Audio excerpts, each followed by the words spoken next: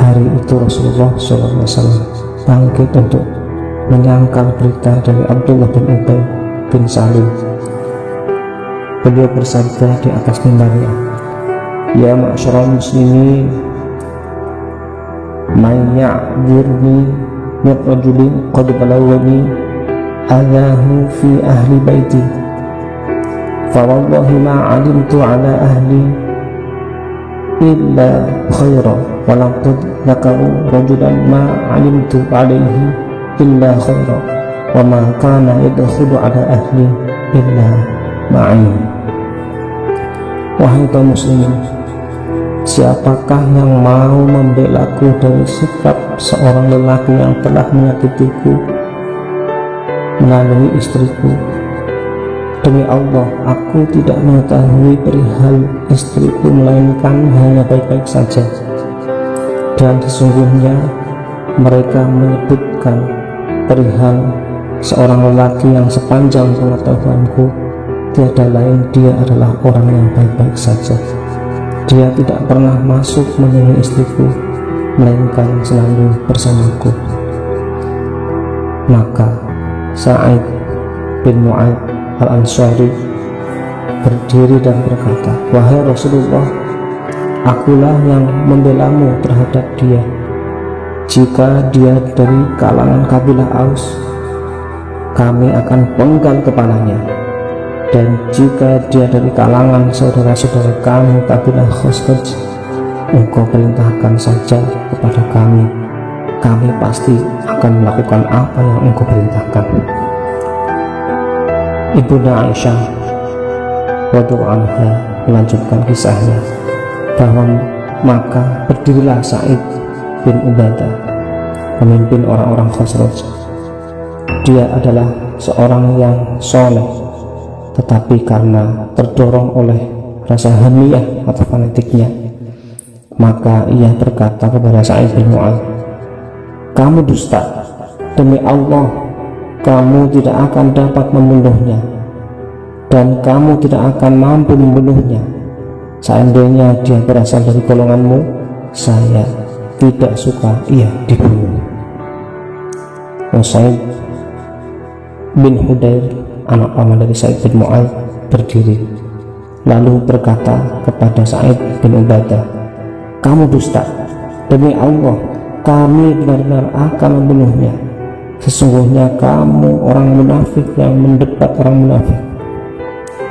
Kedua golongan besar itu, yakni dari kabilah Aus dan Khazraj, perang mulut sehingga hampir saja mereka perang fisik. Sedangkan Rasulullah SAW berdiri di atas mimbarnya seraya terus-menerus melerai kedua golongan itu hingga akhirnya mereka diam, dan Rasulullah SAW pun diam. Ibunda Aisyah radhiyallahu anha melanjutkan kisahnya. Pada hari itu sepenuhnya aku menangis terus tanpa henti dan tanpa tidur, sehingga kedua orang tuaku menduga bahwa tangisanku akan menyebabkan hatiku pecah. Ketika kedua orang tuaku sedang duduk di depanku, sedangkan aku masih tetap menangis, tiba-tiba masuklah Rasulullah SAW menemui kami, lalu bersalam dan duduk.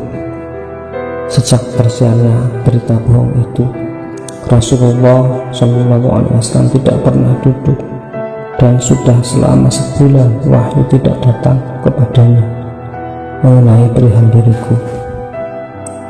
Ibunda Aisyah melanjutkan kisahnya bahwa setelah duduk Rasulullah SAW membaca syahadat dan bersabda, "Amma ba'd, wahai Aisyah, sesungguhnya telah sampai kepadaku berita tentang dirimu yang menyatakan begini-begini, maka jika engkau bersih, tentulah Allah akan membersihkanmu, dan jika engkau merasa berbuat dosa, maka mohonlah ampun kepada Allah dan bertobatlah kepadanya, karena sesungguhnya seorang hamba itu apabila mengakui dosanya dan bertaubat, niscaya Allah akan menerima tobatnya. Ibunda Aisyah melanjutkan kisahnya. Setelah Rasulullah SAW menyelesaikan sabdanya, barulah air mataku mengering sehingga aku tidak merasakan setetes air mata pun yang keluar. Lalu aku berkata kepada ayahku, "Jawablah Rasulullah sebagai ganti dariku." Ayahku berkata, "Demi Allah, aku tidak mengetahui apa yang harus kukatakan kepada Rasulullah." Aku berkata kepada ibuku, "Jawablah Rasulullah sebagai ganti dariku." Ibuku menjawab, "Demi Allah, aku tidak mengetahui apa yang harus aku katakan kepada Rasulullah." Ibunda Aisyah melanjutkan kisahnya bahwa ia mengatakan, "Aku adalah seorang wanita yang berusia sangat muda dan masih banyak bagian Al-Quran yang belum kuhafal. Demi Allah, aku merasa yakin bahwa kalian telah mendengar berita tersebut sehingga sempat mempengaruhi diri kalian dan kalian mempercayainya. Jika aku katakan kepada kalian bahwa sesungguhnya diriku bersih dari berita bohong itu dan Allah mengetahui bahwa diriku bersih, tentulah kalian tidak mempercayainya. Dan seandainya aku mengakui sesuatu hal yang Allah mengetahui bahwa diriku bersih dari perbuatan tersebut, tentulah kalian akan mempercayainya. Demi Allah, aku tidak menemukan perumpamaan bagi diriku dan kalian kecuali seperti apa yang dikatakan oleh ayah Nabi Yusuf yang disitir oleh firman-Nya, "Fasabrun jamil wallahul musta'anu ala ma tasifun." Maka kesabaran yang baik itulah kesabaranku, dan Allah sajalah yang dimohon pertolongannya terhadap apa yang kalian ceritakan. Quran Surat Yusuf ayat 18. Kemudian aku berbaring di atas peraduanku seraya memalingkan tubuhku, sedangkan aku saat itu demi Allah merasa yakin bahwa diriku bersih dari tuduhan tersebut dan bahwa Allah pasti akan membersihkan diriku dari berita bohong itu. Akan tetapi demi Allah, aku tidak berharap bahwa akan ada wahyu yang diturunkan mengenai diriku, karena menurut anggapanku diriku ini terlalu rendah untuk disebutkan oleh Allah Subhanahu wa Ta'ala dalam wahyu yang dibaca. Tetapi aku berharap semoga diperlihatkan oleh Allah kepada Rasulnya dalam mimpi hal yang dapat membersihkan diriku dari berita bohong tersebut. Demi Allah, saat itu Rasulullah SAW masih belum meninggalkan tempat duduknya, dan tiada seorang pun dari keluarganya yang keluar dari rumahnya hingga turunlah wahyu kepadanya. Maka sebagaimana biasanya, bila sedang menerima wahyu, beliau kelihatan payah hingga tubuhnya mengucurkan keringat seperti mutiara yang berjatuhan, padahal saat itu sedang musim dingin. Hal itu terjadi karena beratnya wahyu yang sedang diturunkan kepadanya.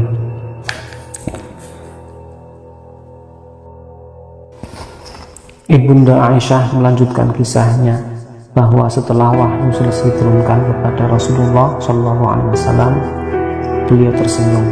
Kalimat yang mula-mula diucapkannya ialah, "Absyiri ya Aisyah, amma Allahu faqad barra'aki."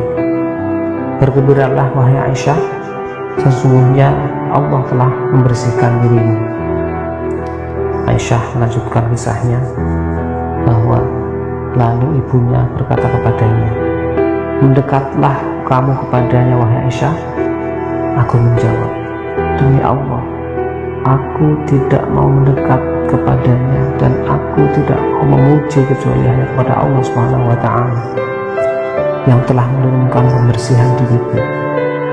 Allah menurunkan firman-Nya yang berbunyi, innal ladzina ja'u bil ifki usbatun minkum, sesungguhnya orang-orang yang membawa berita bohong itu adalah golongan kalian sendiri juga.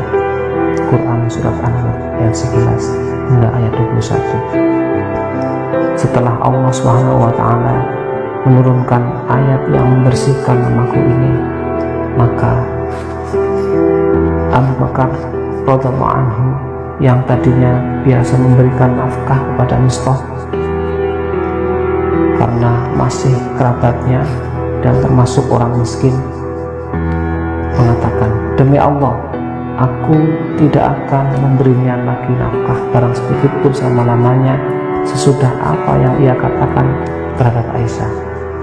Maka Allah SWT menurunkan firman-Nya, wala ya'tali ulul fadli minkum was-sa'ah, dan janganlah orang-orang yang mempunyai kelebihan dan kelapangan di antara kalian bersumpah bahwa mereka tidak akan memberinya bantuan kepada kaum kerabatnya, sampai dengan firman Allah, ala tuhibbuna ayyafirallahu lakum, apakah kalian tidak ingin bahwa Allah mengampuni kalian? Dan Allah adalah Maha Pengampun lagi Maha Penyayang. Quran surat An-Nur ayat 22. Maka Abu Bakar berkata, tidak, demi Allah, sesungguhnya kini aku suka bila diampuni oleh Allah. Maka ia kembali memberikan nafkahnya kepada Mistah sebagaimana biasanya. Dan Abu Bakar berkata, demi Allah, aku tidak akan mencabut nafkahku kepadanya untuk selama-lamanya. Ibunda Aisyah melanjutkan kisahnya. Sebelum itu, Rasulullah SAW pernah bertanya kepada Zainab binti Jahsy yang juga istri beliau tentang perihal diriku. Rasulullah SAW bersabda, wahai Zainab, apakah yang kamu ketahui dan yang kamu lihat dari Aisyah? Zainab menjawab, wahai Rasulullah, aku memelihara pendengaran dan penglihatanku.